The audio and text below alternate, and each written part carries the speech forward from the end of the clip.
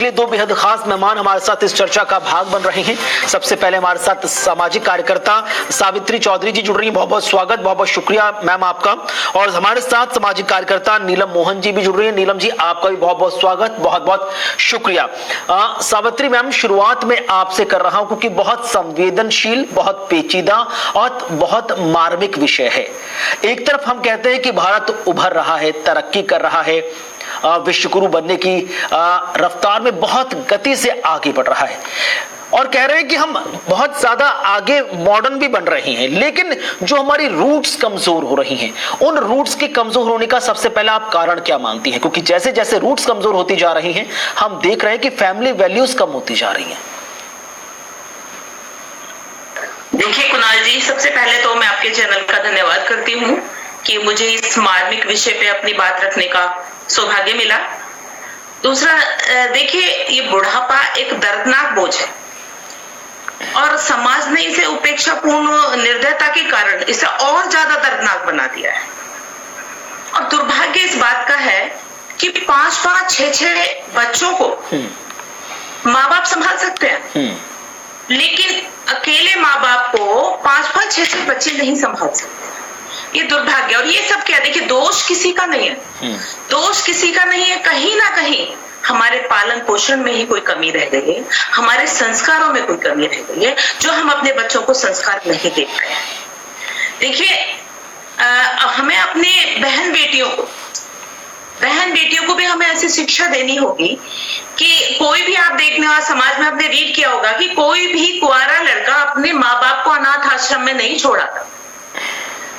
उसकी शादी होती है, शादी के बाद ये सारा कुछ शुरू होता है, तब उसको ऐसी स्थितियां बनती हैं, ऐसे पढ़े लिखे अमीर माँ बापों को और जो घर के रौनक होते हैं उनको वो अपनी निर्लज्जता के कारण वो अपने अनाथ आश्रम में छोड़ देते हैं। और देखिए इसका सबसे बड़ा कारण मैं बताऊंगी, कहीं ना कहीं हमारी नैतिकता की कमी, हमारे संस्कारों की कमी। देखिए सब बचपन में हमने एक सब्जेक्ट पढ़ा था, हमारे जब हम पढ़ते थे एक सब्जेक्ट था नैतिक शिक्षा, वो गायब हो गया, वो ही हमारे विषय से निकल गया हमारी पढ़ाई से। तो हम कैसे, कहां से हमें नैतिकता आएगी? कहीं भी हमने, देखिए हम बचपन में, मैं अपनी बात बता दूं कि हम छोटे छोटे थे, हम अगर किसी को हाथ जोड़े बिना नमस्ते कर लेते थे तो हमारे पापा हमारी पिटाई करते थे।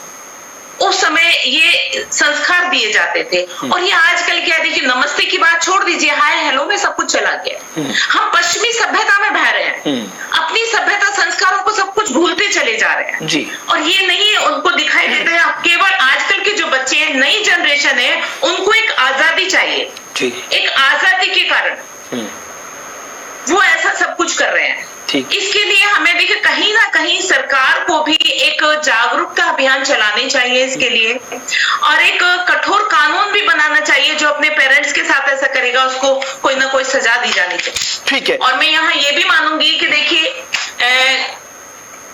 कि जो ये जमाना कहते हैं ना कि हमारे बच्चों ने, हमने जो देखा, मैं अपने पड़ोस में बता दूं कि मेरे पड़ोस में एक दादी थी, उनकी जो बहू थी उनके साथ ऐसा व्यवहार करती थी, वो एक कमरे में ही पड़ी रहती थी।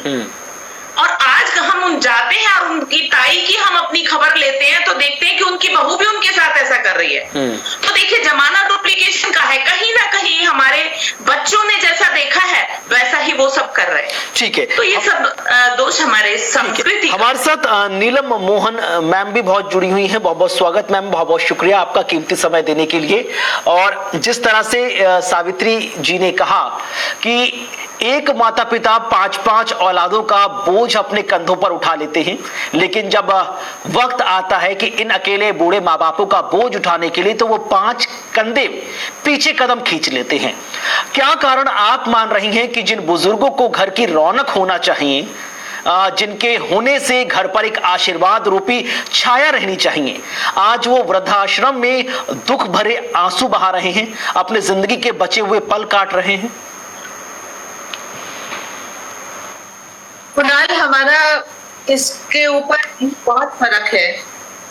सबसे पहले हम लोगों ने अपने बच्चों को पढ़ाया लिखाया, बोला आप पूरी दुनिया में कहीं भी जाइए, कहीं भी काम करिए, जो आपको जहाँ उड़ान भरती है वहां उड़ान भरिए। चिड़िया भी तो अपने बच्चों को घोंसले से निकाल के बाहर कर देती है। फिर हमने कहा कि अब तो हम बूढ़े हो गए, 60 साल की उम्र, 70 साल की उम्र हो गई है, अब जहां भी आप काम कर रहे हैं छोड़ छाड़ के आइए, श्रवण कुमार बन जाइए। ये पॉसिबल नहीं होता। या तो हम बच्चों को बाहर ही ना भेजें, या तो बच्चों को पढ़ने के लिए ना भेजें, या बच्चों को बोले कि आप घर पे रहो। ये बात सावित्री जी सही कह रही है कि अब्यूज बहुत ज्यादा कॉमन है।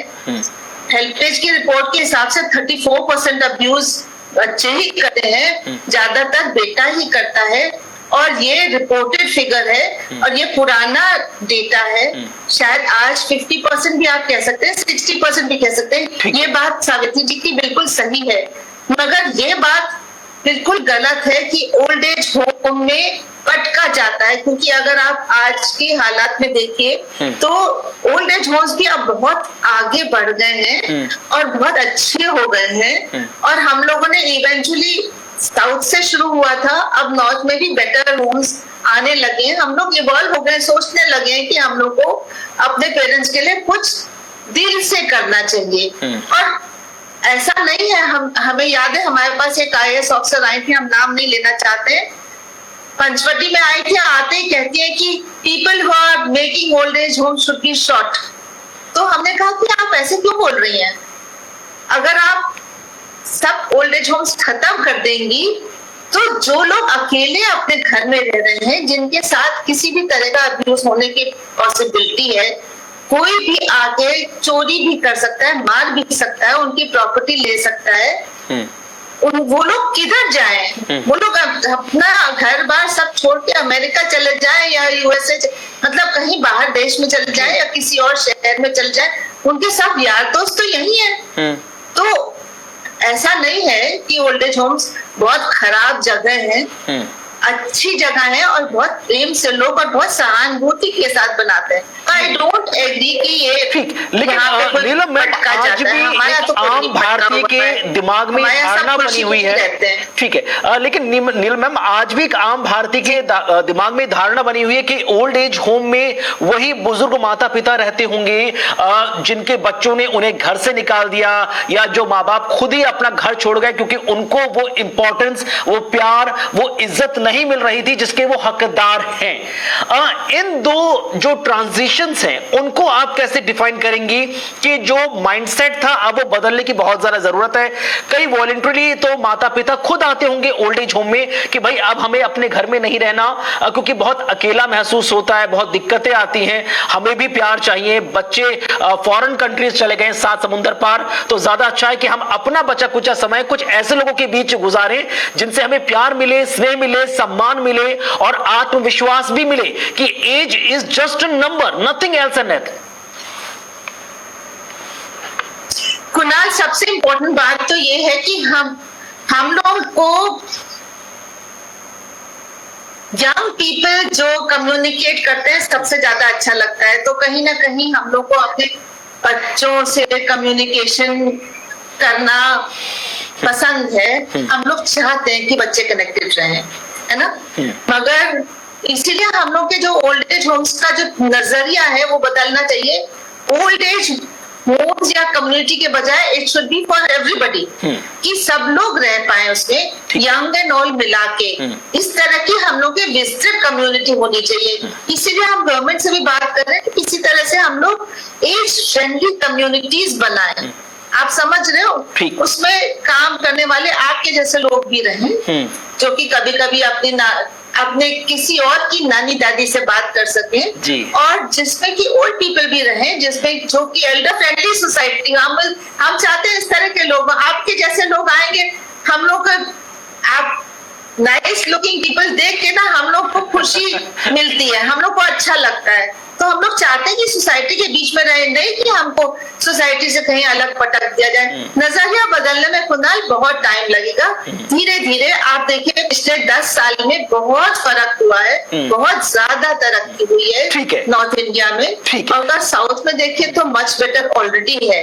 पर आप नॉर्थ में देखिए, हमारे पास तो रोज किसी ना किसी का फोन आता है कि हम आके वॉलंटियर करना चाहते हैं, टाइम स्पेंड करना चाहते हैं। स्कूल के छोटे छोटे 5 साल के बच्चे भी आते हैं, वही बच्चे 6 साल के भी आते हैं, वही बच्चे 7 साल होते तब भी आते हैं, कई सालों से आए चले जा रहे हैं। तो इट्स अ हैप्पी प्लेस। और हम लोग ठीक है, मैं आऊंगा मैम आपके पास। और सावित्री जी से मेरा बहुत एक इंपॉर्टेंट सवाल है, लेकिन उससे पहले कुछ ग्राफिक्स हैं, कुछ जानकारियां हैं, उस पर भी नजर डालना बहुत जरूरी है। वृद्धाश्रम के तेजी से बढ़ने के कुछ कारण हमने टटोले हैं। उनमें आप देखिए कि एकल परिवारों की अवधारणा इसमें एक बहुत अहम रोल अदा कर रही है कि लोग न्यूक्लियर फैमिली की तरफ आगे बढ़ रहे हैं, लिहाजा ज्वाइंट फैमिली का ट्रेंड खत्म हो रहा है या कम हो रहा है। कई अन्य निर्धारकों के कारण भी जो वृद्धाश्रम है उनकी संख्या बढ़ती नजर आ रही है। इसके अलावा भुगतान और जो रहने का आधार है, ये भी एक बहुत इंपॉर्टेंट फैक्टर है जो अदा करता है, जिसकी वजह से देश में तेजी से जो ओल्ड एज होम है उनके नंबर्स बढ़ रहे हैं। लोग विशेष रूप से विवाहित बच्चे इन दिनों अपने माता पिता के बिना रहना पसंद करते हैं, उन्हें थोड़ी प्रिवेसी चाहिए, थोड़ा अलग एक समय चाहिए, लिहाजा वो भी ये इस ट्रेंड को आगे बढ़ा देते हैं। दूसरे शहरों में रोजगार के अवसर बहुत अहम कारण है। बच्चे माता पिता से दूर चले जाते हैं कमाने के लिए, भविष्य बनाने के लिए माता पिता अकेले रह जाते हैं, और लोग अपने बुजुर्ग माता पिता की देखभाल करने में थोड़ी परेशानी भी महसूस करते हैं। कुछ ऐसे कारण भी निकलकर सामने आए हैं जिसकी वजह से या फिर माता पिता को ओल्ड एज होम भेज दिया जाता है या फिर वॉलंटरी खुद माता पिता चले जाते हैं। इसके अलावा जो मिडिल एज है, मध्यम आयु वर्ग, यानी कि 30 से 45 साल को अपनी गोपनीयता की आवश्यकता होती है, लिहाजा ये एक बहुत बड़ा एज फैक्टर है जिसकी वजह से भी ये माना जाता है कि कुछ उनके जो माता पिता है वो खुद ही चले जाते हैं। इसके अलावा अपने माता पिता के सामने बात करने में लोग अपनी निजता का उल्लंघन मानते हैं, और अब ये एक कहीं ना कहीं सिर्फ साइकोलॉजी है या एक जो सोचने का नजरिया है वो जाहिर करता है। अब आप ये भी देखिए कि लोग अपने माता पिता की दवाओं का खर्च वहन करने में असमर्थता महसूस करते हैं, सोचते हैं कि भार पड़ेगा, बोझ पड़ेगा, इसलिए वो अपने माता पिता को ओल्ड एज होम में भेज देते हैं। सावित्री मैम, ये तमाम फैक्टर्स आपने देखे, इन फैक्टर्स को आप कितना आप वैल्यू देती हैं? क्या ये वाकई में वो फैक्टर्स हैं जो ओल्ड एज होम के जो नंबर बढ़ रहे हैं उनके पीछे के कारण ये हैं? या एक और अहम सवाल जो मैं आपसे करना चाहूंगा, क्योंकि आपने मार्मिकता वाले बिंदुओं पर बहुत ज्यादा प्रकाश डाला। ओल्ड एज होम एक अच्छी चीज है, ठीक है, फैसिलिटीज बहुत अच्छी हो रही है, साइकोलॉजी बदलने की जरूरत है, सोच बदलने की जरूरत है, लेकिन ओल्ड एज होम जाने की माता पिता को जरूरत क्यों आन पड़ रही है? क्या जो न्यूक्लियर फैमिली का जो ट्रेंड है वो इस बहुत बड़ा कारण है? पहले ज्वाइंट फैमिली होती थी, माता पिता बुजुर्ग होते थे, उसके बावजूद भी वो फैमिली में आखिरी वक्त तक रहते थे, जो बच्चे थे उनको उनकी दादी नानी दादा सबका प्यार मिलता था, लेकिन आज ये नहीं है। आज छोटे छोटे बच्चों को जो न्यूक्लियर फैमिली में रहने हैं उनको बुजुर्गों के प्यार के लिए, उनका आशीर्वाद के लिए ओल्ड एज होम जाना पड़ता है। देखिए कुणाल जी, अभी नीलम जी ने जो बोला मैं उनकी बातों से सहमत हूँ, कुछ बातों से, लेकिन सभी लोग ऐसे नहीं हैं जो ओल्ड एज होम को पसंद करते हैं। वो अपने बच्चों में रहना चाहते हैं, वो अपने बच्चों की खुशियां चाहते हैं, अपने बच्चों को संस्कार देना चाहते हैं, दादी हो, अपने पोते हैं, नाती हैं, उनको अच्छी अच्छी बातें सिखाना चाहते हैं, और बच्चों पे असर भी उन्हीं का पड़ता है ज्यादातर। लेकिन आज जो अपनी आजादी के लिए, ज्यादातर मैंने ये देखा है कि अपनी आजादी के लिए बच्चे अनाथ आश्रम में छोड़ देते हैं, या माँ बाप खुद पर खुद चले जाते हैं कि उनको अपनी मेच्योरिटी चाहिए, उनको घर में अकेलापन महसूस होता है, तो बच्चों को ऐसा महसूस होने ही क्यों दिया जाए? बच्चे ऐसा माहौल क्यों बनाए? बच्चे ऐसा माहौल क्रिएट करें कि माँ बाप उनके साथ में जो वृद्ध हैं वो खुश रहें, वो अच्छे से उनके साथ में एंगेज करें, माहौल बनाए उस तरह का। तो देखिए ये सब ठीक है, वो नीलम जी ने कहा कि ओल्ड एज होम गलत चीज नहीं, गलत नहीं है, वो अपनी मेजोरिटी के लिए चले जाती है, ठीक है, कुछ लोग जाते हैं, सब जाना पसंद नहीं करते हैं। दूसरी चीज देखिए, आज क्या है, आबादी बढ़ती जा रही है। आबादी के कारण आप देख रहे हैं कि इतनी संसाधन हमारे कम हो रहे हैं, संसाधनों के मारकाट के लिए, छीना झपटी के लिए क्या है, पूरा अपना एक कलयुग आ गया एक तरह से। तो लोग अपनी उसमें लगे पड़े हैं, बिल्कुल अपने दया संस्कार नाम की उनमें कोई चीज नहीं रह गई है। ये सबसे बड़ा कारण यही है हमारे इसमें। अगर आप देखें, वैसे कोर्ट ने भी दिशा निर्देश दे दिए हैं। ज्यादातर मैं ये कहूंगी जितने भी बड़े बुजुर्ग हैं कि वो अपनी प्रॉपर्टी अपने बच्चों को दे देते, अपने बच्चों के नाम करा देते, ये प्रॉब्लम वहां भी क्रिएट होती है। तो कोई भी बुजुर्ग, कोई भी वृद्ध अपनी प्रॉपर्टी को अपने जीते जी अपने बच्चों के नाम न कराए, अपने ही नाम रखे। ये भी एक फैक्टर होता है जो वृद्धाश्रम में, और इकोनॉमिक कंडीशंस को आप इतना अहम मान जानती हैं मैम, इकोनॉमिक कंडीशन के हाँ? कई ऐसे पैरामीटर थे जिसमें देखा कि भाई जो बच्चे हैं वो माँ बाप का खर्चा नहीं उठा पाते, दवाइयों का खर्चा नहीं उठा पाते, और ऐसे ये मैंने भी है। दर्जनों एग्जांपल्स देखे मैम कि जहां पर जो माता पिता होते हैं वो बहुत वेल बिल्ड होते हैं, बहुत ज्यादा उनके पास पैसा होता है, तो भाई जो बच्चे होते हैं वो उनके चरणों में रोज राम राम राम राम करते रहते हैं, और कई ऐसे माता पिता हैं जिनके पास पैसा नहीं है तो बच्चे उनको उठा के बाहर फेंकाते कि भाई हम तुम्हारा खर्चा कैसे उठाएं। देखिए क्या है, जो लंबी बीमारियां होती है, ज्यादातर आप देख रहे हैं 60 के बाद कुछ ना कुछ बीमारियां बॉडी में लगी जाती हैं ठीक है। पेरेंट्स को कि किसी को भी लग जाती हैं, तो वही कारण भी होता है कि लंबी बीमारियां हैं, कौन इसका खर्चा उठाएगा, कौन इनको बार बार हॉस्पिटल में दिखाने जाएगा, पैसा नहीं है इतना हमारे पास, इतने जाके अपना वृद्धाश्रम में वहां पे छोड़ आते हैं। तो देखिए ये सब गलत है, ये हमारे समाज में हमारे संस्कारों की कहीं ना कहीं कमी है। सरकार को भी इस पर ध्यान देना चाहिए, एक ऐसा कानून बनाए कि अपने वृद्धों को बच्चों से अलग ना किया जाए। कोई भी पेरेंट्स नहीं चाहेगा, कोई भी वृद्ध नहीं चाहेगा अपने बच्चों से अलग होना, कुछ ना कुछ मजबूरियां होती है जो उनको उनसे दूरी बनाती है। ठीक है नीलम मैम, इससे पहले कि मैं आपसे भी जानूं कि